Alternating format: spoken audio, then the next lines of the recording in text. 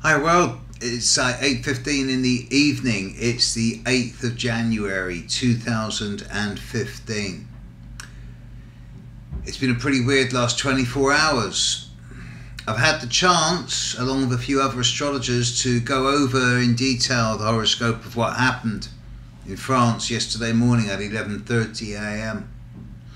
And if you look at the horoscope for this time, it's pretty clear that there's no specific indicator in that horoscope on the surface of how that moment and that location should be chosen for slaughter. However, there's two big factors in that horoscope that are ongoing now still and are going to be the central themes of 2015. One is the ongoing Uranus-Pluto square. The outrage in Paris happened a couple of days after the full moon, and the full moon is still certainly in effect both then and now and for the next 2 or 3 days. But also it's the Saturn-Neptune square. Neptune in Pisces and its attitude towards intuition, dream and one's relationship with divinity, and Saturn bringing its law and order system into words like justice and truth.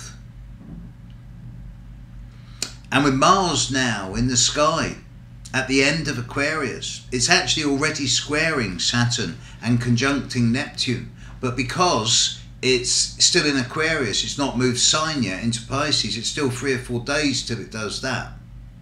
But you can be sure that when Mars does move into Pisces in 3 or 4 days time, and then immediately squares Saturn before then conjuncting Neptune, that there is going to be further developments of a similar nature to what we've seen already that are going to further exacerbate the difference between conventional religion and fundamentalism of all types. And it's not just Islam.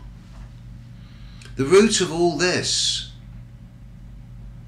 sorry to get on my hobby horse again, but the root of all this is the patriarchal, misogynistic attitude of religion.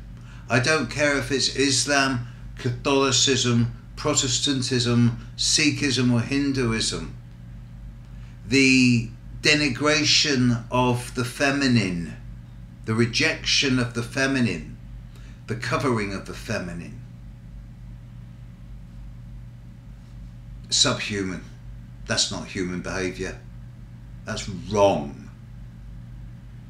And as long as all types of religion preach that women should lay down for men, there's going to be inequality, and there's going to be tribalism and feudalism, and there's going to be war. Until we get rid of this imagery of a stupid male god.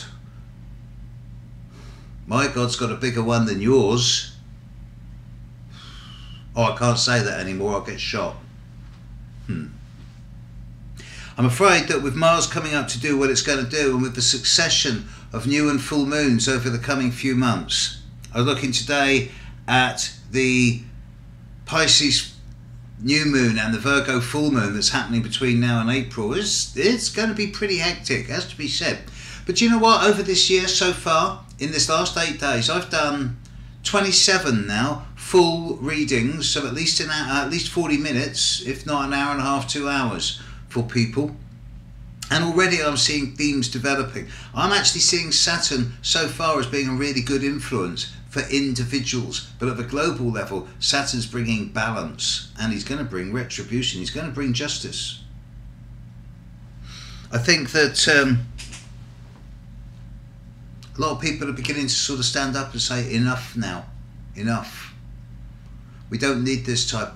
You know, we're opening the borders to everyone, fine. We need people to be diverse and around the world, but don't bring your religion with you, and don't bring your attitudes towards women with you. We need to live in open society now, open belief, open relationship to women and to the feminine. And without that, and this is what Saturn-Neptune's really going to do. Saturn-Neptune's going to bring a balancer, and it's going to bring a degree more justice and transparency into the ways we treat each other. And it has to. Because otherwise, what type of future is it going to be? Okay, catch you later. Bye.